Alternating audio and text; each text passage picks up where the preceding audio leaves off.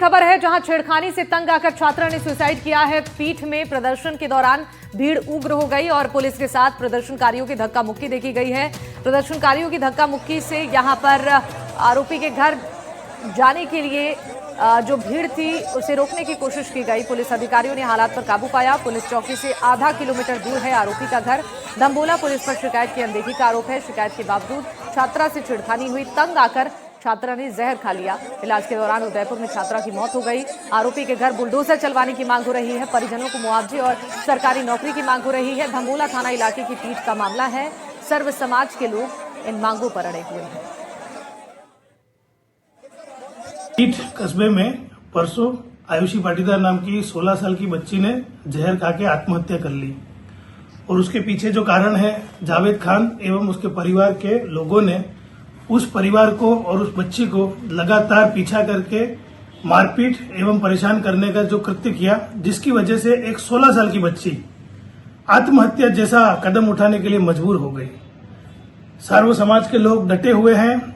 पीठ कस्बा आज पूरी तरह से बंद है, सिमलवाड़ा भी बंद है और हमारी शासन प्रशासन से ये मांग है कि जिन लोगों ने ये घिनौना कृत्य किया है उनको बुलडोजर चला के बुलडोजर जो प्रक्रिया की जाती है वो की जावे, उस परिवार को आर्थिक संबल दिया जावे और परिवार में किसी एक को सरकारी नौकरी दी जावे। हम सभी की संवेदनाएं परिवार के साथ हैं, लेकिन इस प्रकार की घटनाएं यहां तक नहीं थमेंगी। हम सभी को मिलकर एक बड़ा जन आंदोलन करना पड़ेगा और सरदार पटेल सेना ये मांग करती है कि आयुषी पाटीदार के परिवार को 50 लाख का मुआवजा, उसके परिवार को सरकारी नौकरी और जो आरोपी हैं उनके परिवार पर बुलडोजर चलाया जाए। और इस खबर पर ज्यादा जानकारी देने के लिए परवेश नजर आ रहे हैं। परवेश, बताइए इस पूरे मामले को लेकर जो ग्रामीण नाराजगी जता रहे हैं, जिन मांगों को लेकर आक्रोशित है, क्या उनकी मांगों पर प्रशासन के साथ कोई सहमति बन पाई है?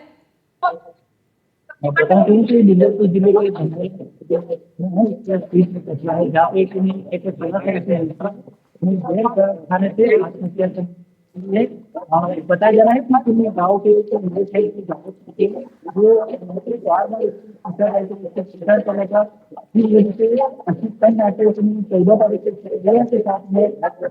में रिपोर्ट भी दी थी, लेकिन 2 दिन में 13 तारीख तक कोई चीज नहीं होने पर छात्रा थी वो परेशान हो गई थी, जिससे उसने 13 तारीख को जहर खा लिया। उसके बाद उसको उसके मृत्यु हो गई, जिसके बाद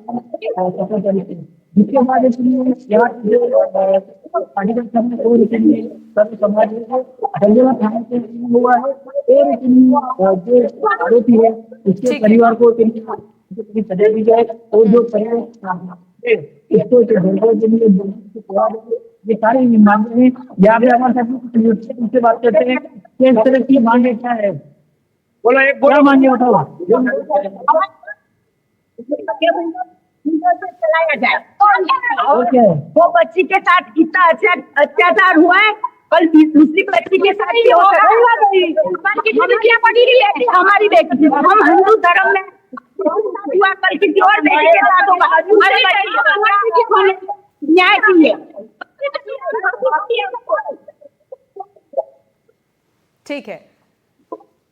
ठीक है परवेश, आपका शुक्रिया जानकारी देने के लिए। अब बाड़मेर से बड़ी खबर है, जहां बाड़मेर पीजी कॉलेज में छात्रों का प्रदर्शन। एग्जाम फीस 3 गुना बढ़ोतरी को लेकर आक्रोशित है छात्र और छात्रों ने कॉलेज में ताला जड़ दिया है। जेएनयूवी परीक्षा फीस में बढ़ोतरी की गई है। पोस्ट ग्रेजुएट कॉलेज में छात्रों का आक्रोश नजर आ रहा है। कॉलेज के मुख्य द्वार पर ताला जड़ दिया गया है और बड़ी संख्या में छात्र यहां प्रदर्शन कर रहे हैं। पोस्ट ग्रेजुएट कॉलेज में छात्रों का ये प्रदर्शन फीस 3 गुनी बढ़ाने पर नाराजगी जता रहे हैं। तो एग्जाम की फीस है, सेमेस्टर फीस है, उसकी बढ़ोतरी करके 3 गुना कर दिया गया। जो 1100 फीस थी उसको 3100 रुपए कर दिया।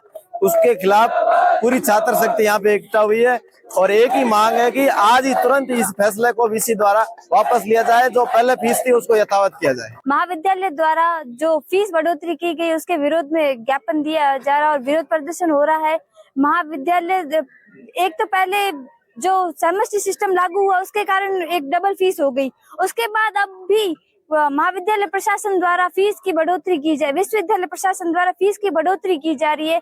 ये एक तरह से ऐसा लग रहा है कि विश्वविद्यालय को सिर्फ फीस से मतलब है, छात्रों की जो हित है उनको कोई फर्क नहीं पड़ रहा है कि वो किस तरह से फीस को वो जमा करके और वो अपनी शिक्षा को पूरा कर रहे हैं। भूपेश इस खबर पर जानकारी देने के लिए जुड़ चुके हैं फोन लाइन पर। भूपेश, एग्जाम फीस में बढ़ोतरी के बाद कॉलेज के मुख्य द्वार पर ताला जड़कर छात्र प्रदर्शन कर रहे हैं, क्या अपडेट इस पूरे मामले पर है? कोई सुनवाई हो पाई है छात्रों की मांगों पर? जी बिल्कुल, इस पूरे मामले को लेकर क्योंकि बाड़मेर जो है वो जेएनयू जोधपुर जो जयनारायण विश्वविद्यालय उसके अंडर में आता है और वहाँ की ये शाखा है बाड़मेर। क्योंकि यहाँ के जो अधिकारी उनका यही कहना है क्योंकि जो यूनिवर्सिटी का जो नियम होता है उसी को हम लोगों को लागू करना होता है। लेकिन हम छात्रों द्वारा जो प्रदर्शन किया जा रहा है, छात्रों का तो साफ तौर पर कहना है कि पहले इसको सेमेस्टर के उसमें रूप में बदल दिया गया, उसके तहत फीस ली गई, अब फीस बढ़ा दी गई।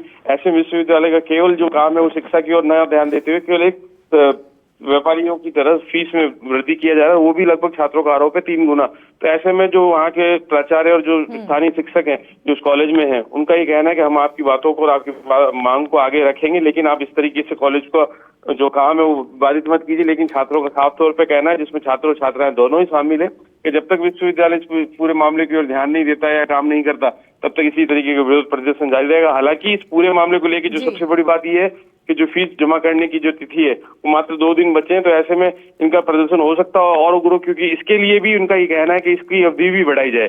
लेकिन वो भी जो स्थानीय कॉलेज प्रशासन उनका साफ तौर पर कहना है कि वो हमारे बस की बात नहीं है जब तक विश्वविद्यालय से इसको संबंधित कोई आदेश नहीं आ जाता। ठीक है भूपेश, बहुत शुक्रिया जानकारी देने के लिए।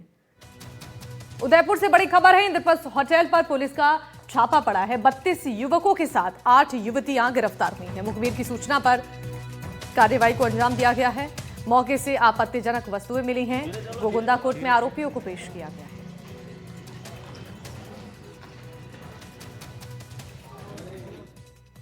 और घटिया दवाई पर ड्रग कंट्रोल विभाग की कार्रवाई देखी गई है। जयपुर में 5 दवाइयों की बिक्री पर रोक लगा दी गई है। एलर्जी, शुगर, बीपी और बैक्टीरियल इन्फेक्शन की जो दवा है उसे बैन कर दी गई है।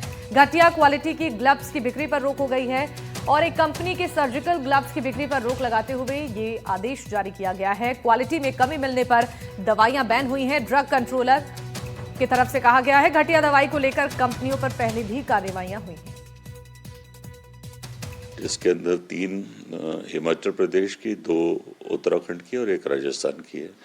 इसके अंदर मुख्यतः जो प्रिपरेशंस हैं जैसे लिवोसिट्रेजिन हो गया या ओफ्लॉक्सासिन हो गया, तो उनके अंदर जो मुख्य घटक हैं उनकी मात्रा निर्धारित जो मापदंड है उसके अनुसार नहीं पाए गए, तो उसके कारण वो अवमानक कोटि की घोषित हुई हैं। इसके संबंध में हमने संबंधित राज्य के औषधि नियंत्रक को भी सूचित कर दिया है, ड्रग कंट्रोलर जनरल इंडिया को भी इंटीमेट कर दिया है। वहाँ पे इस मामले में अग्रिम जांच की जाएगी।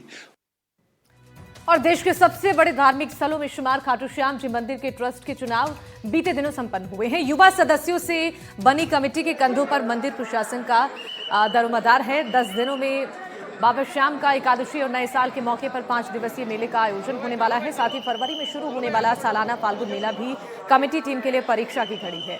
सालाना मेले में 20 लाख के आसपास श्रद्धालु शामिल होते हैं। वहीं नए साल के मौके पर 10 लाख भक्तों के आने की उम्मीद है। मामले को लेकर श्री श्याम मंदिर कमेटी के पूर्व अध्यक्ष ने बताया कि श्री श्याम मंदिर कमेटी की इस बार युवा टीम है। हम सब कमेटी के लोग एक साथ हैं और मेले को लेकर कमेटी बेहतरीन इंतजाम करेगी। श्री श्याम मंदिर कमेटी के नवनिर्वाचित मंत्री मानवेंद्र सिंह चौहान ने कहा कि युवा टीम श्याम भक्तों के लिए खास इंतजाम करेगी। थोड़ा युवा टीम है तो इसके हिसाब से काम भी थोड़ा तेज होगा और थोड़ा जितना जल्दी हम फास्ट काम कर सकते हैं उतना कर सकेंगे। और क्या मैसेज देना चाहेंगे श्याम भक्तों को देश भर में? बस आप जितना अच्छे से हम दर्शन करा पाए लोगों को उतना बढ़िया हमारे लिए, और बेटर से बेटर चीजें करेंगे मंदिर के लिए। बाबा श्याम की सेवा के ये लिए संकल्प है और युवा पीढ़ी है, इनको भी आगे आने का चांस दिया गया। बाबा श्याम ने भक्तों की बहुत ही सुलभ दर्शन सेवा करने का बहुत सुनहरा मौका मिला है। और अजमेर में ख्वाजा गरीब नवाज के 6 दिवसीय सालाना उर्स की शुरुआत चांद दिखने के साथ 21 दिसंबर से होनी है, लेकिन उससे पहले ही गुस्ल की रस्म को लेकर दरगाह दीवान और खादिमों के बीच मतभेद खुलकर सामने आ गया है।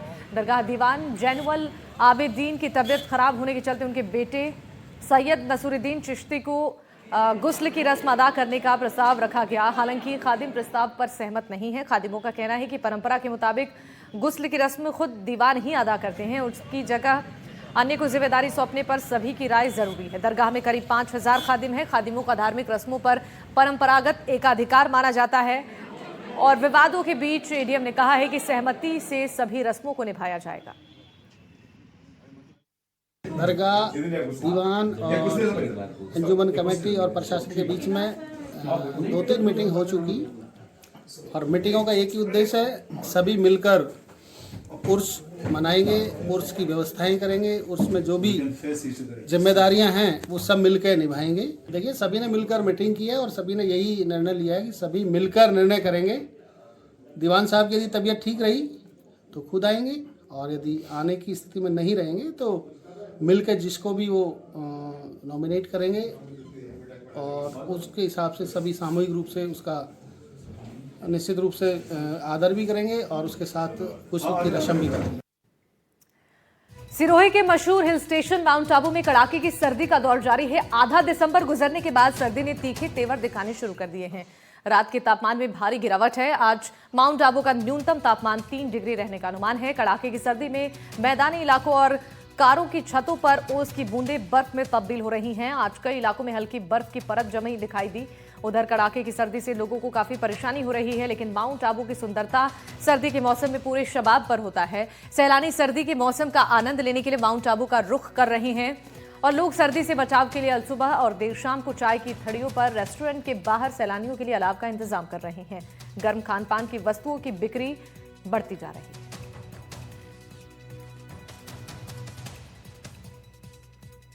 और फलोदी में एमएसपी पर मूंगफली की खरीद को लेकर किसानों में असंतोष देखी जा रही है। राजफेड में एमएसपी के लिए 7,240 रुपए की दर तय की गई है, लेकिन किसानों ने एमएसपी को 10,000 करने की मांग की। फलोदी क्षेत्र में व आसपास के गांव ढाणियों में मूंगफली की बम्पर आवक देखी जा रही है। राजफेड द्वारा इसकी खरीद को लेकर एक समर्थन मूल्य तय किया गया है। एमएसपी के अनुसार इन किसानों का कहना है कि पर्याप्त रेट नहीं मिलने से हमें थोड़ा घाटा होता है। किस तरह का घाटा और किस तरह की जो समस्या है, यहाँ किसान खड़े हैं। पहले ट्रैक्टरों के माध्यम से जो लाए हैं मैं दिखा दूं। ये ट्रैक्टर खड़े